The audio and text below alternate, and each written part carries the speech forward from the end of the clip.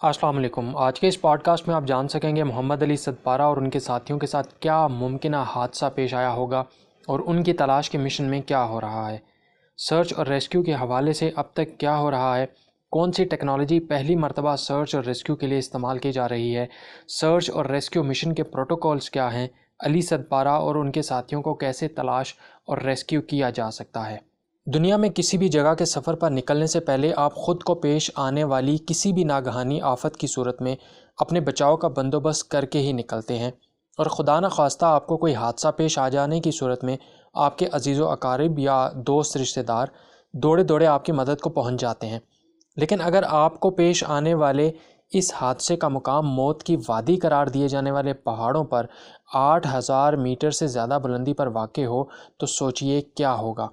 دنیا کے دوسرے بلند ترین پہاڑ K2 کو سردیوں میں سر کرنے کی کوشش کرنے والے پاکستانی کوہ پیما علی صدپارہ سمیت 3 کوہ پیماؤں کا رابطہ گزشتہ جمعے کے روز سے بیس کیمپ، ٹیم اور اہل خانہ سے منقطع ہوا، اور ہفتے سے اب تک ان کا سراغ لگانے کی تمام کوششیں ناکام ہوئی ہیں۔ ان کوہ پیماؤں کی تلاش کی کارروائی 3 دن تک جاری رہنے کے بعد موسم کی خرابی کی وجہ سے منگل سے تعطل کا شکار ہے۔ جہاں علی صدپارہ اور ان کے ساتھیوں کی تلاش کے عمل کے بارے میں بہت سے سوالات سامنے آئے ہیں، وہاں یہ سوال بھی سوشل میڈیا پر گردش کر رہا ہے کہ ان کوہ پیماؤں کے ساتھ ممکنہ طور پر کیا حادثہ پیش آیا ہوگا، اور یہ کہ پاکستان میں سرچ اور ریسکیو کے حوالے سے کیا پروٹوکولز ہیں اور اب تک کیا ہو رہا ہے۔ علی صدپارہ اور ان کے ساتھیوں کے ساتھ کیا حادثہ پیش آیا ہوگا، پوڈ کاسٹ کے اس حصے میں آپ کو اس کے بارے میں بتاؤں گا۔ K2 کے کلائمبنگ روٹس میں سے دنیا بھر کے کوہ پیماؤں کی طرف سے سب سے زیادہ اختیار کیے جانے والا روٹ ابروزی سپر یا ابروزی رینج ہے،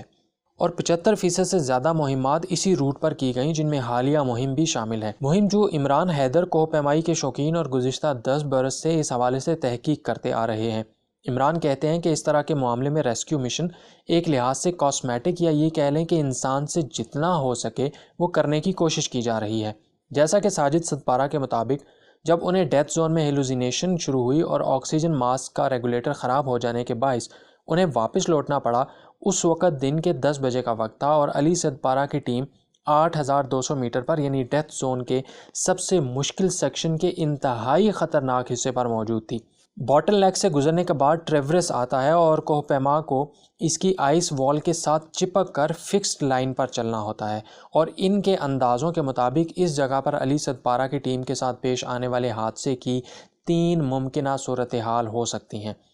نمبر 1، تھکاوٹ یا آکسیجن کی کمی کے باعث جسم پر ہونے والے منفی اثرات کے باعث آپ کا پاؤں پھسلے اور آپ فکسڈ لائن کو اپنے وزن کی فرکشن، 2 سطحوں کے آپس میں ٹکرانے کی وجہ سے جو پیدا ہونے والی قوت ہوتی ہے اس کو فرکشن کہتے ہیں، اس فرکشن کی وجہ سے جو وہاں پر برف تھی اس کو اکھاڑنے کا سبب بن جائیں۔ جو کوہ پیما تھکاوٹ کا شکار ہو جائیں وہ واپس لوٹ آتے ہیں، اور یہ اتنے سخت جان اور تجربہ کار کوہ پیما تھے، اور جیسے ان کا بیٹا ساجد بتا رہا ہے کہ وہ بہت اچھی اور فٹ حالت میں اوپر سمٹ کی جانب رواں دواں تھے، تو اس کا یہی مطلب ہے کہ وہ ممکنہ طور پر تھکاوٹ کا شکار تو نہیں تھے۔ لہٰذا عمران اپنے تجزیے اور شواہد کی بنیاد پر اس کیس میں تھکاوٹ کے امکان کو مسترد کرتے ہیں۔ نمبر 2، ممکنہ طور پر رسی اگر ٹوٹ جائے۔ جہاں تک رسی ٹوٹنے کی بات ہے، اس بارے میں وہ کہتے ہیں کہ ہر سمٹ پر نئی رسی لگائی جاتی ہے۔ 16 جنوری کو جب نیپالی شرپاؤں کے گروپ نے سمٹ کیا تو اس وقت نئی رسی لگائی گئی تھی، جسے لگے 15 دن سے زیادہ گزر چکے تھے، اور اس پر برف بھی پڑی ہوگی، لہٰذا پرانی اور نئی رسی میں فرق کرنا کافی مشکل ہو گیا ہوگا۔ اگر تو آپ نے نیپالی شرپاؤں کی لگائی رسی کے بجائے کسی 2 سال پرانی کمزور رسی کو ہاتھ لگا لیا، تو اس صورت میں اگر آپ گریں یا سلپ ہوں تو فرکشن آپ کے وزن سے 10 گنا زیادہ ہوتی ہے۔ اگر میرا وزن مثال کے طور پر 80 کلو ہے تو 800 کلو کی فرکشن آئے گی، یعنی جب آپ گریں گے تو جو جھٹکا لگے گا وہ 800 کلو کا ہوگا، کیونکہ کشش ثقل آپ کو کھینچ رہی ہوتی ہے۔ اس صورت میں آپ پینڈولم کی طرح لٹک جائیں گے، اور چونکہ فکسڈ لائن پر ایک سے زیادہ کوہ پیما ہوتے ہیں، اس لیے زیادہ وزن کی وجہ سے سب کے سب نیچے گر جائیں گے۔ عمران کے مطابق برف پر گرنے کی صورت میں چونکہ برف نرم ہوتی ہے اور آپ سلائیڈ ہوتے جاتے ہیں، یعنی الٹے ہو کر آئس ایکس کو برف میں مارنے، جس سے کسی سٹیج پر جا کر آپ کا پھسلنے کا جو عمل ہے وہ رک جاتا ہے، یہ والا عمل کر کے بھی آپ بچے جا سکتے ہیں۔ لیکن دوسری صورت میں آپ اس حصے میں گریں گے جو پتھریلا چٹانوں والا حصہ ہے۔ چنانچہ جب کوئی کوہ پیما ادھر گرتا ہے تو اس کی ہڈیاں ٹوٹنے اور سر کی چوٹ کا امکان زیادہ ہوتا ہے، جس سے فوری موت بھی واقع ہو سکتی ہے۔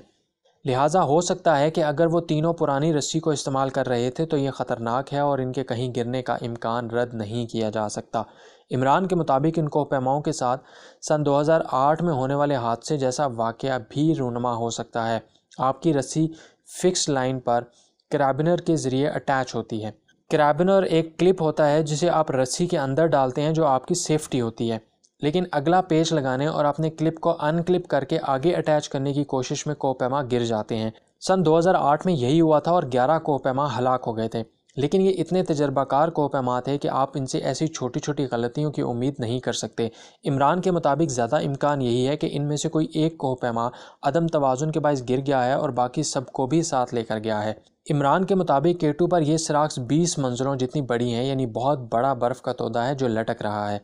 چونکہ سالہ سال سے برف پڑتی رہتی ہے لہٰذا وہ سارا تودا تو گر نہیں سکتا، اس لیے ہو سکتا ہے کہ کوئی تازہ برف اڑتی ہوئی آئی اور کوئی ایک ٹکڑا ٹوٹ کر گرے اور آپ کی رسی کو کاٹ دے۔ وہ بتاتے ہیں کہ آپ اگر تیز رفتاری سے بھی جائیں تو ان سراخ سے گزرتے ہوئے کم از کم 6 گھنٹے لگتے ہیں، یعنی 6 گھنٹے آپ انتہائی خطرناک صورتحال سے گزرتے ہیں۔ اسی لیے کوہ پیما کوشش کرتے ہیں کہ سورج کی پہلی کرنوں سے بھی پہلے نکلیں اور جب برف ٹھوس حالت میں ہو تو اس وقت وہاں سے گزر جائیں۔ عمران کہتے ہیں کہ ماؤنٹینئرنگ کی سمجھ بوجھ رکھنے والے تمام جونیئر اور سینئر کلائمبرز میں سے اکثریت اس بات پر متفق ہے کہ اگر ستپارہ کی ٹیم کو کوئی حادثہ پیش آیا ہے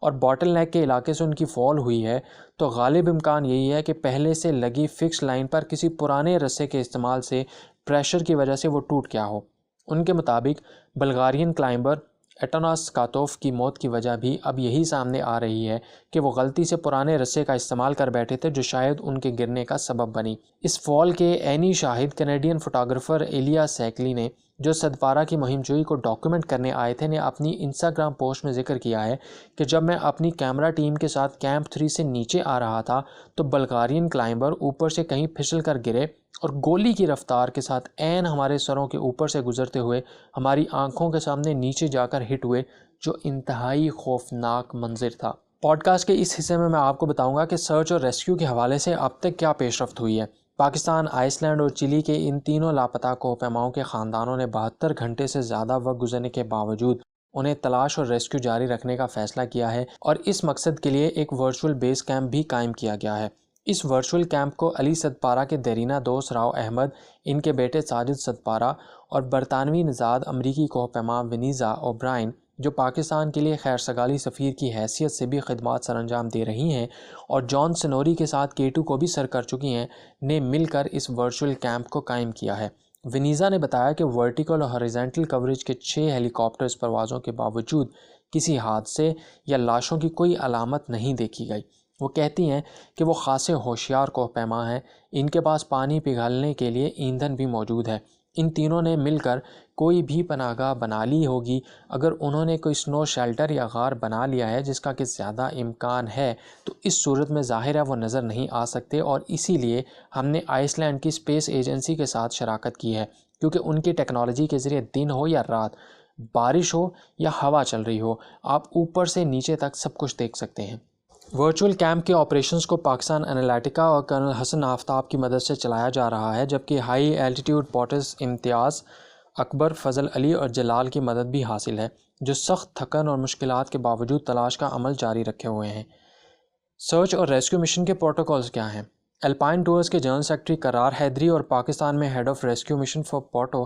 Pakistan tour operators association Asghar علی نے بتایا کہ پاکستان آنے والے مہم جو افراد لاپتہ ہونے کی صورت میں تلاش اور ریسکیو کے لیے عسکری ایویشن نامی کمپنی کے پاس تقریباً $15,000 کی رقم جمع کرواتے ہیں، لیکن مدد کی ضرورت نہ پڑنے کی صورت میں $300 سروس فیس وصول کر کے باقی رقم واپس کر دی جاتی ہے۔ عسکری ایویشن کی ویب سائٹ کے مطابق تلاش اور ریسکیو کے لیے معاوضہ تقریباً $3200 فی گھنٹہ ہے۔ پاکستان میں بین الاقوامی کوہ پیماؤں کو سہولت فراہم کرنے کے لیے ٹور آپریٹرز نے مل کر 5-5 لاکھ روپے عسکری ایویشن کے پاس جمع کروا رکھے ہوتے ہیں، مگر یہ رقم صرف اسی صورت میں استعمال کی جاتی ہے جب کسی کوہ پیما کو حادثے یا جس جگہ وہ پھنسا ہو وہاں سے ریسکیو کرنا پڑے۔ اگر کوہ پیما کی تلاش کا کام بھی کرنا ہو تو اس صورت میں یہ رقم بہت کم پڑ جاتی ہے۔ ایسی صورت میں ٹور آپریٹرز کوہ پیما کے متعلقہ انشورنس کمپنی سے رابطہ کرتے ہیں اور انشورنس کمپنی کی گارنٹی پر عسکری ایویشن تلاش کا کام جاری رکھتی ہے۔ انشورنس کی رقم کم پڑنے کی صورت میں متاثرہ کوپیما کے ملک کی حکومت،